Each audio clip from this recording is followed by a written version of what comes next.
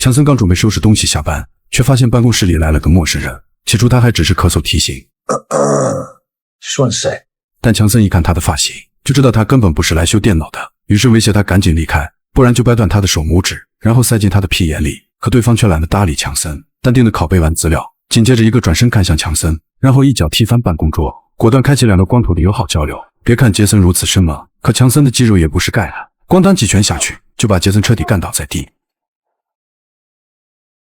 还好杰森也是狠人，一套连续组合拳，外加一个急速冲撞，便将杰森扑倒在地。起身后两人继续斗狠，虽然强森动作极其规范，但杰森的身手都以灵活著称，属实也让强森得不到好处。可强森依旧寻找机会，一个铁头功干晕杰森大脑，最后再送上一个世纪抱摔，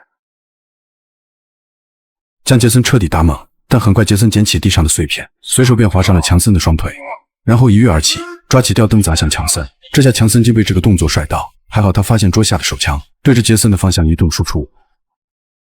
此时一名女警加入战斗，一起对着杰森方向射击。突然杰森一个翻身丢出小型炸弹，这时强森才反应过来，来了！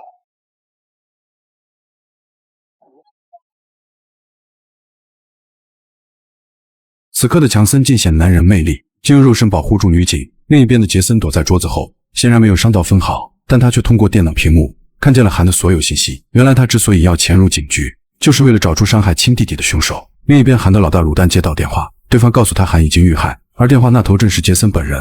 同时门口的快第90见面礼。Get down！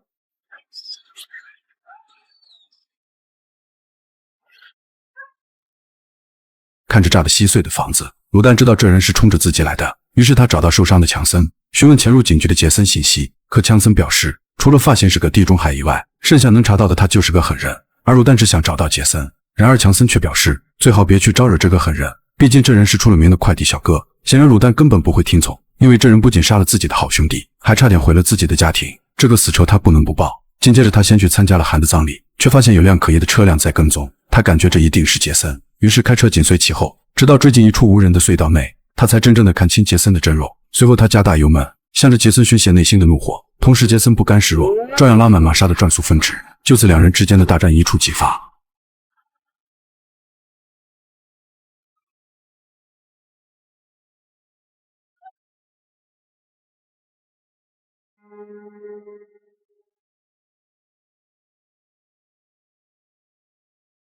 毫发无损的杰森扭扭脖，非常绅士的下车，而鲁丹好像被撞懵，但他很快就调整状态。经过两人一番嘴炮输出，鲁丹抡起了大锤，但杰森可是随身带枪。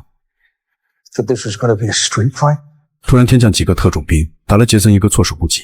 杰森眼看自己太过吃亏，只好先36击走为上。原来前来支援的竟是政客白沙，虽然这次他救了鲁丹一命，但所谓无事不登三宝殿，白沙想让鲁丹带着团队帮助自己，救出被恐怖分子绑架的科学家。因为这位科学家造就了上帝之眼，并且他研发的系统可以连接到世界各地的电子设备，甚至能让任何敌人无所遁形。为了不让这种技术被恐怖分子获得，并且政府又不能参与营救，所以只能依靠鲁丹的团队帮忙。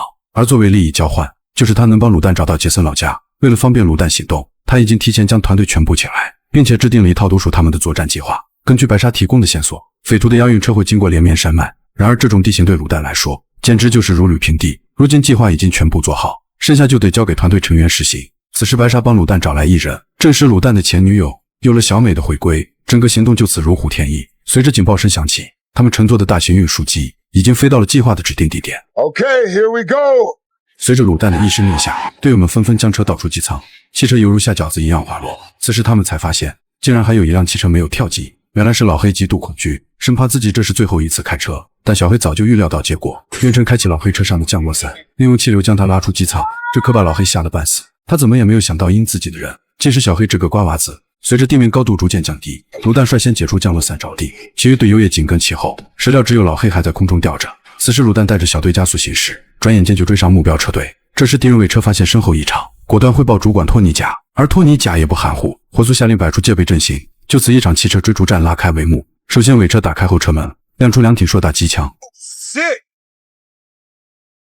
还好鲁丹配备服药防弹玻璃，并没有造成太大伤害，但也打得几人毫无防备。此时鲁丹下令让吉普装甲承受所有伤害，其余车辆排好队形，紧贴其后继续前进。等所有车辆全部到达位置，他再使用车辆推进战术，利用吉普装甲撞开2挺机枪，然后清除剩余护航车辆，紧接着打出2枚附着炸弹。令他们没想到的是，这车底下竟然配备了3挺机枪，对着他们就是疯狂输出。眼看这样下去肯定不行，卤蛋和小梅打开倒钩发射器，一个按钮下去，彻底刺穿8厘米厚钢板。如此武器连托尼贾都看傻了。随后小黑按下炸弹遥控。此时护航编队迅速赶来，刚掏出火箭筒准备反击，突然卤蛋及时刹车，竟把押运车尾门彻底剥离。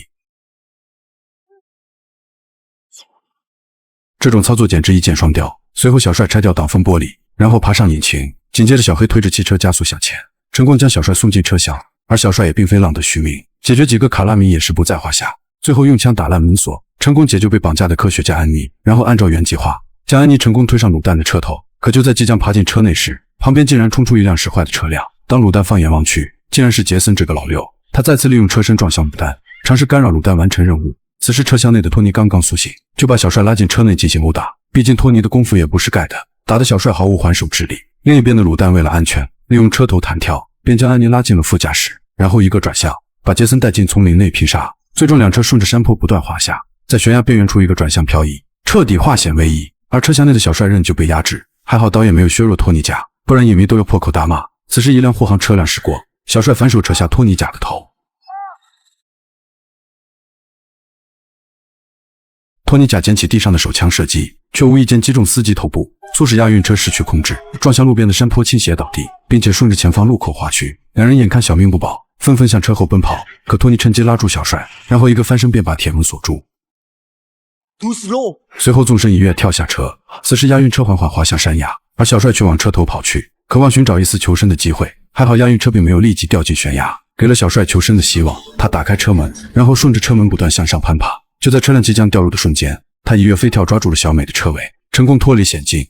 而卤蛋可就没有那么幸运，因为杰森像狗皮膏药一样纠缠，根本就不给他逃跑的机会。未曾想从天而降一辆飞车，原来是老黑赶来支援，他一个甩尾撞击，便将杰森送进山坡下。经过死亡翻滚的折磨，杰森依旧神清气爽地爬出驾驶室，并背着武器继续向上奔跑。而卤蛋刚回到公路，却被遭遇护航车队的围堵，最终逼近悬崖边。面对10几辆车的围攻，卤蛋没有丝毫的恐惧，他让安妮赶紧戴上头盔，然后原地漂移扬起大量土尘。等灰尘全部散去后，他毅然决然地冲向山崖。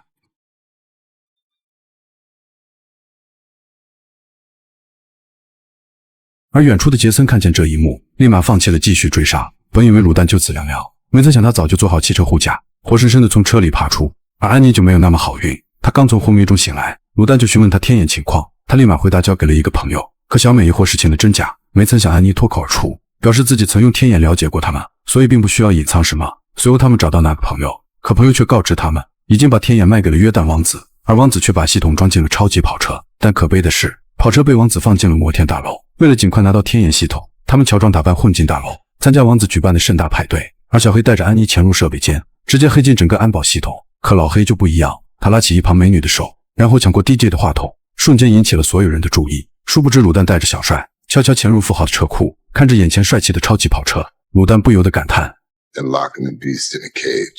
随后他徒手抬起跑车的前轮，小帅则迅速躺进车下，寻找那块隐藏车底的天眼系统。然而另一边的小美被保镖发现，竟下令封锁了整栋大楼。与此同时，车库的安保系统也被激发，无奈卤蛋决定赌上一把。Time to unleash the beast. 他迅速启动车辆，然后一脚油门下去，成功冲出车库，却直接驶进了会客大厅。这时电梯里出现一个神秘人，这人正是卤蛋的死对头杰森。同时卤蛋也发现了他，对视后杰森果断发起进攻，却被赶来的保镖干扰，而卤蛋只用一个漂移就把杰森撞倒在地，然后疯狂地寻找出口，但杰森依旧对着跑车不断射击。无奈卤蛋只好加速向前，直奔窗外飞去。可就在车辆飞出一半距离，杰森竟来了个神助攻，直接将车推进了对面的大楼，这让杰森都看傻了眼。其实卤蛋也傻了，因为跑车的刹车突然失灵，无奈的他只好继续加速，憋着最后一口气，直接冲向另一栋大楼。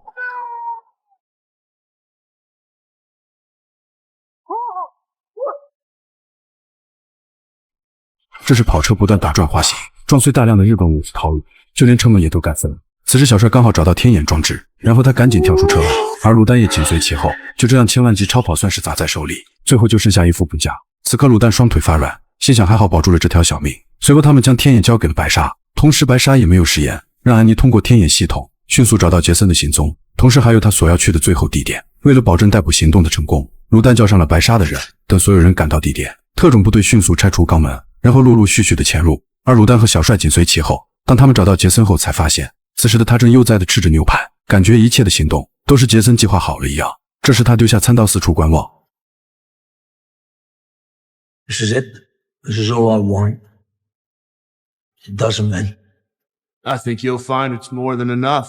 随后杰森擦拭着小嘴，然后拉出一枚引线，吓得特种兵连连后退。随后他把手雷放在桌上，然后告诉所有人。Standing there waving a white flag. 瞬间周围连续爆炸，然后一群人冲了进来。原来他与匪徒达成合作，打得众人一个措手不及。在枪林弹雨中，白沙不幸中枪身亡，而天眼却落入敌人手中。为了夺回天眼系统，并且给白沙报仇，他决定用自己当诱饵，引出杰森出击。果然，匪徒首领白胡子就利用天眼追查到了卤蛋的位置。而另一边的卤蛋回到曾经的房子，在地下室里改造自己的喷子。等所有准备都做好，他开着强壮有力的肌肉车出发。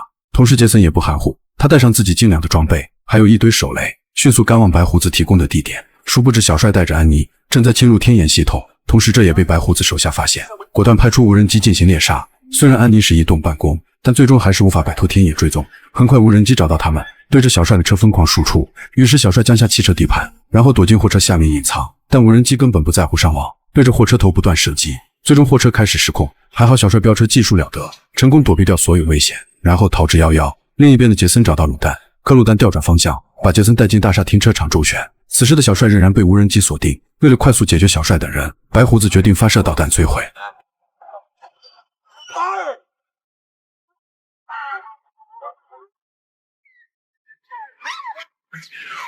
眼看孤军作战不行，小帅赶紧呼叫老黑帮助。在第二颗导弹发出的瞬间，他们利用对象漂移，把安妮送进了老黑的车里。随即小帅跳出车外，这才有惊无险的抱住性命。此时的天眼系统仍在传输数据，白胡子再次下发指令，让无人机继续追踪移动的安妮。此刻杰森与卤蛋再次交锋，他们竟再次使用同样的方式挑战。然而这次卤蛋不同，他竟然翘起车头攻击。